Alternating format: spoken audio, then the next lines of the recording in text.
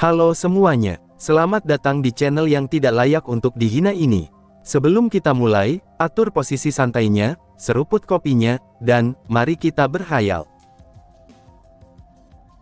Di saat Lin Tian keluar dari Istana Langit, dia dibuat terdiam ketika melihat lautan para murid dan tetua yang telah berdiri di luar istana. Selamat datang kembali senior Lin Tian ke rumah, ucap semua orang di sana secara serentak. Badan Lin Tian langsung gemetar ketika dia mendengar perkataan mereka semua.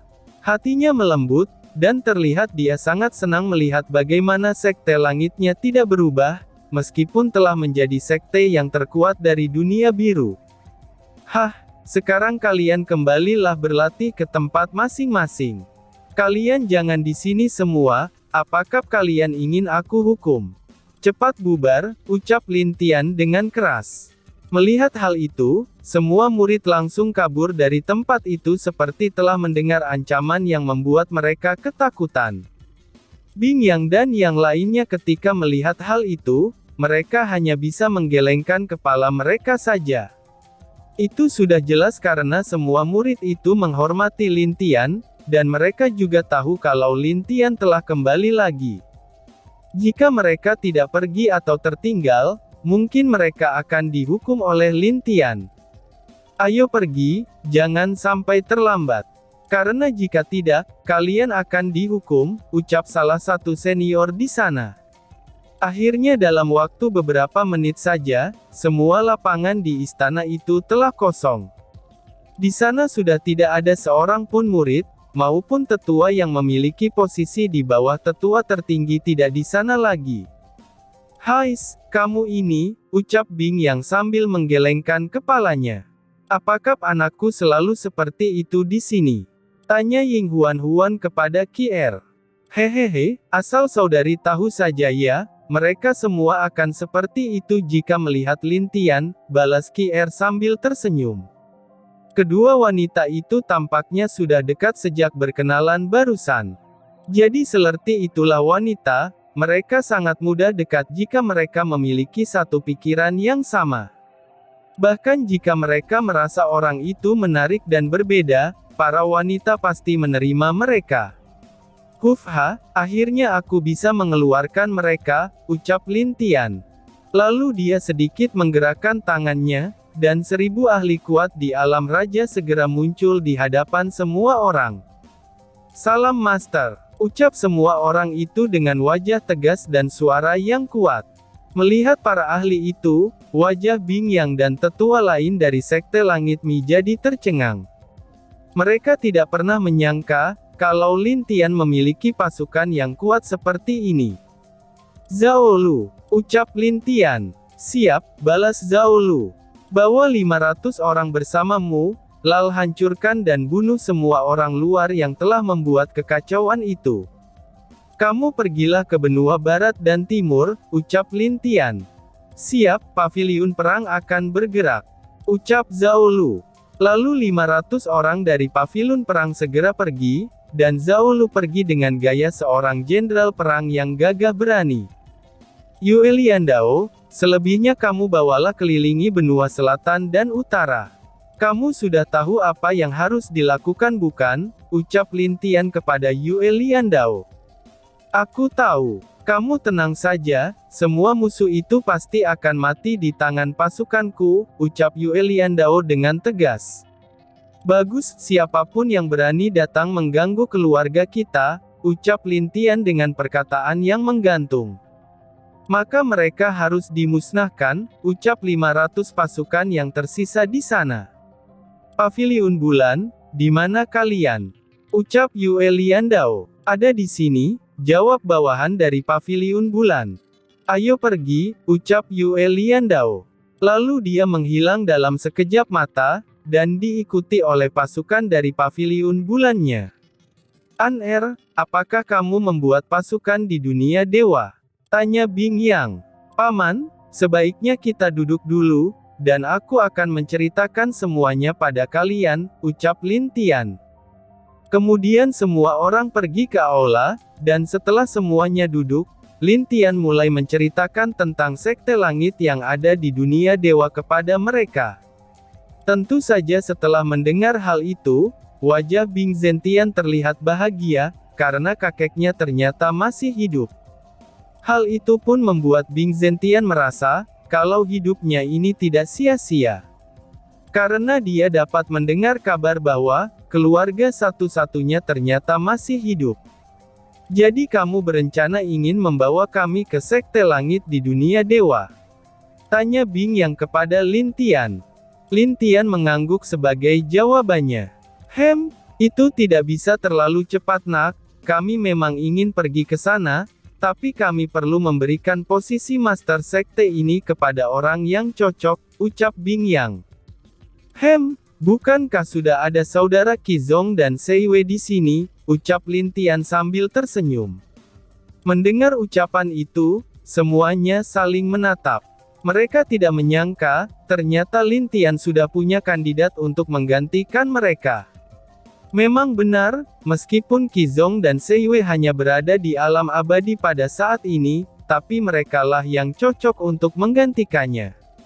Karena mereka pasti akan membawa seseorang, yang kekuatannya berada di alam abadi bumi ke atas. Dan tentu saja harus ada seseorang di tahap alam abadi bumi, itu bertujuan untuk melindungi sekte ini. Meskipun hanya ada beberapa orang saja, tapi hal itulah yang akan mereka rencanakan selanjutnya.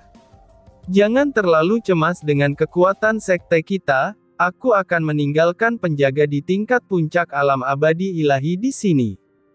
Karena setelah ini, aku akan membuat batas kekuatan, dan itu hanya berada di bawah alam abadi ilahi saja yang bisa turun, ucap Lin Tian sambil tersenyum. Dia telah berencana setelah mereka pergi, dia hanya akan mengizinkan seseorang yang berada di alam abadi ilahi yang bisa turun ke dunia ini. Bagi siapapun yang telah mencapai setengah langkah ke alam raja, maka mereka dapat naik ke dunia dewa. Tapi jika mereka masih bertahan, maka mereka akan ditarik paksa oleh ruang surgawi. Seperti itulah ruang yang menghubungkan ke dunia dewa itu, dan itu dinamai sendiri oleh Lin Tian. Semua tetua mengangguk setuju dengan rencana Lin Tian, lalu Lin Tian pergi dari sana bersama Qi dan kedua ibunya. Tentu saja ada Mu Suanyin yang ikut bersama mereka, karena kedua ibunya tidak perlu ikut dalam urusan sekte langit Dunja ini. Qi mempunyai Lin Hao sebagai suaminya di sana, jadi tentu saja dia tidak perlu berada di sana juga. Saudari, mari ikut ke rumah dulu. Lin Tian, Li sangat merindukanmu, dan cobalah untuk menasehati adikmu yang nakal itu, ucap Qi kepada Lin Tian.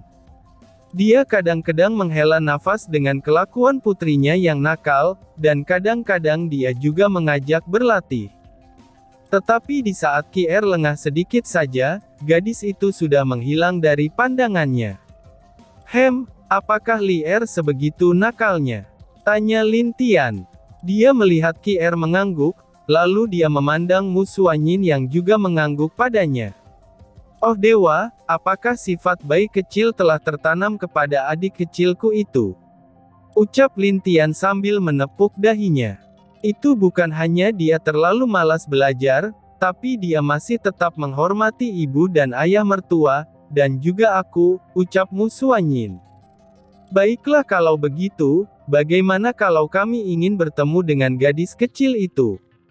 Sudah lama kami tidak merawat seorang anak perempuan, ucap Ling Qingzu.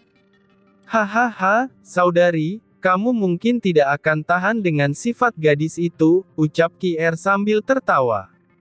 Aku jadi penasaran, dan aku juga ingin melihatnya. Ucap Ying Huan sambil tersenyum juga.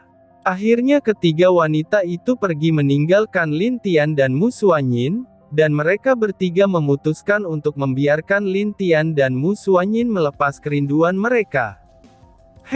Sayang, bagaimana menurutmu? Apakah aku masih tampan? Tanya Lin Tian sambil menggoda Mu Suanyin. Sangat tampan. Jadi sudah berapa banyak wanita yang telah kamu goda? Balas Mu Xuanyin sambil menarik telinga Lin Tian dengan sedikit keras. Titik. Au au au, apakah menurutmu priamu ini seperti itu? Jangan bandingkan aku dengan kucing bau itu, jawab Lin Tian sambil berpura-pura kesakitan. Makanya kamu harus hati-hati dengan kucing berandalan itu, karena kucing itu sangat tidak tahu malu, jelas Mu Xuanyin sambil mengingatkan Lin Tian. Haciu, sialan, siapa lagi yang sedang membicarakan kucing imut ini? Ucap bayi kecil yang sedang memegang sebuah botol, yang ukurannya lebih besar dari dirinya. Di sana terlihat ada Bing Zhao juga, yang sudah setengah sadar setelah meminum anggurnya. Bayi kecil yang sedang setengah sadar, dan bayi kecil masih ingin minum lagi tanpa mempedulikan Bing Zhao. Ah, anggur ini sungguh enak. Bodoh amat dengan hari ini.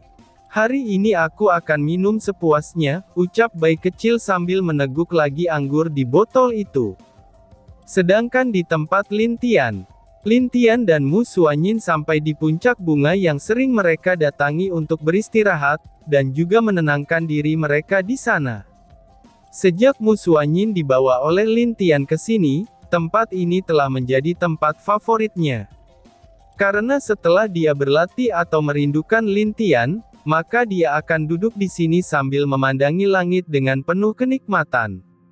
Langit di sini masih yang terindah, ucap Lin Tian yang sedang berbaring di pangkuan Mu Xuanyin.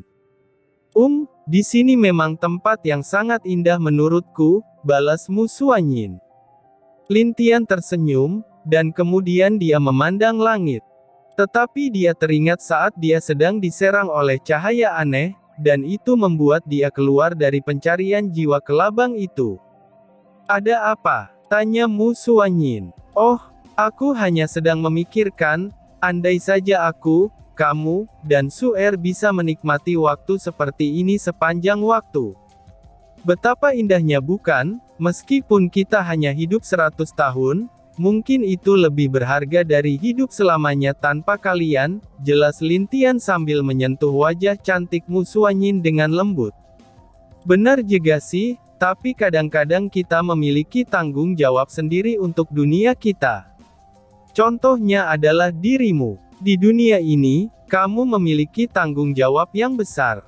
Sedangkan untukku dan saudari Su'er, kami akan berdiri di sampingmu sebagai sayap yang membuatmu terbang ke arah yang benar, ucap Mu Xuanyin yang juga memandang Lin Tian.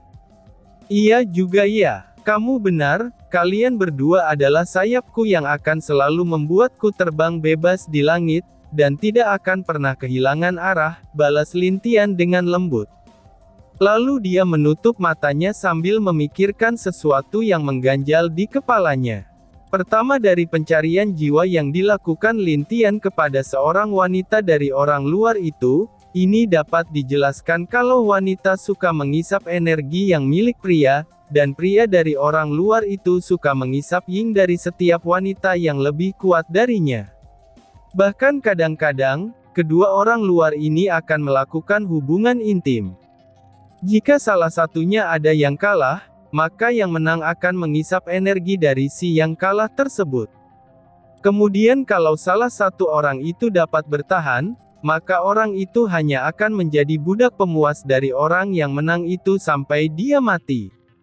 Dan menurut informasi jika mereka sama-sama kuat, maka efek setelah melakukan hal tersebut tidak akan ada. Dan malahan, keduanya akan saling menguatkan satu sama lain. Siapa dia sebenarnya, dan apa yang sedang dia rencanakan, ucap Lin Tian di dalam hatinya sambil rebahan di pangkuan Mu Xuanyin. Hal yang ditakuti Lin Tian sekarang adalah, musuh yang tidak terlihat. Karena musuh seperti itu sangatlah berbahaya, karena mereka bisa mengendalikan semuanya dalam kegelapan. Masalah leluhur Bing Ying sudah selesai, dan dengan pemulihan dalam 1 bulan ke depan, Lin Tian yakin leluhur Bing Ying akan sembuh. Namun sekarang Lin Tian tidak tahu pasti, apakah orang yang dilihat Lin Tian dalam ingatan kelabang akan muncul atau tidak.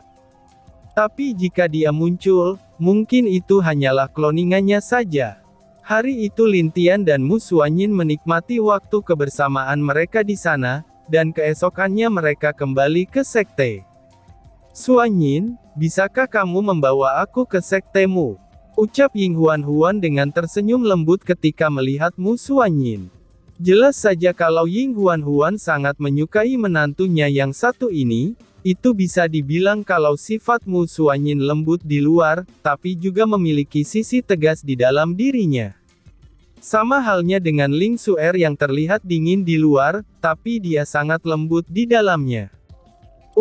Bisa kok, jawab Mu Xuanyin dengan lembut. Tapi Bu, cobalah periksa tubuh Xuanyin. Aku ingin tahu, apakah ibu bisa melepaskan segelnya, ucap Lin Tian dengan serius. Ying Huan mengangguk, lalu dia meminta Mu Xuanyin untuk membiarkannya memeriksa nadi di tangannya. Saat Ying Huan mulai memeriksa nadi di tangan Mu Xuanyin, wajahnya terlihat masih tenang. Tetapi untuk beberapa saat, matanya yang tertutup itu langsung terbuka. Itu sudah jelas, dia kaget dengan apa yang dia rasakan di tubuh Mu Xuanyin.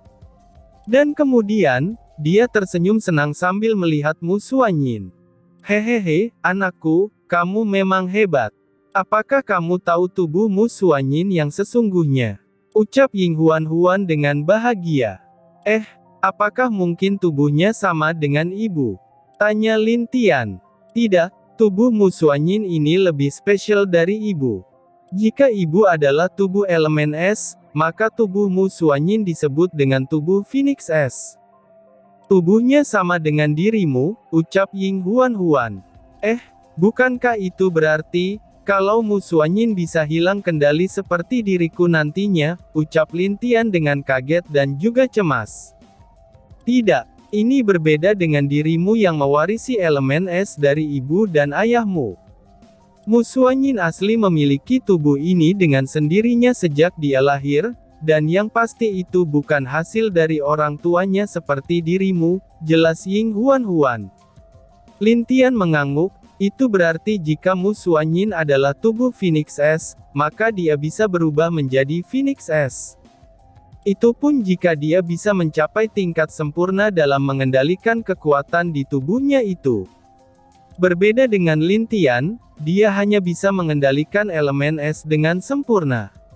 Sekarang Lin Tian yakin, kalau Mu Xuanyin bisa menguasai tubuh Phoenix Es-nya, maka Mu Xuanyin pasti tidak akan kalah kuatnya dengan Lin Tian, yang saat ini telah menguasai elemen es. Benar, meskipun dia telah menyatu dengan jiwa Phoenix Es di tubuhnya, tapi itu bukanlah asli dari tubuhnya. Karena tubuh Lin Tian sendiri, itu adalah tubuh 8 elemen. Dan yang lebih menakjubkannya lagi adalah, menantuku ini bisa belajar teknik perubahan seperti dirimu. Dan yang pasti akan jauh lebih kuat dari aku, jika dia berhasil menguasainya, jelas Ying Huan lagi. Benarkah itu? Tanya Mu Xuanyin dengan penuh semangat. Dan tiba-tiba saja bersambung. Sekian dan terima kasih banyak.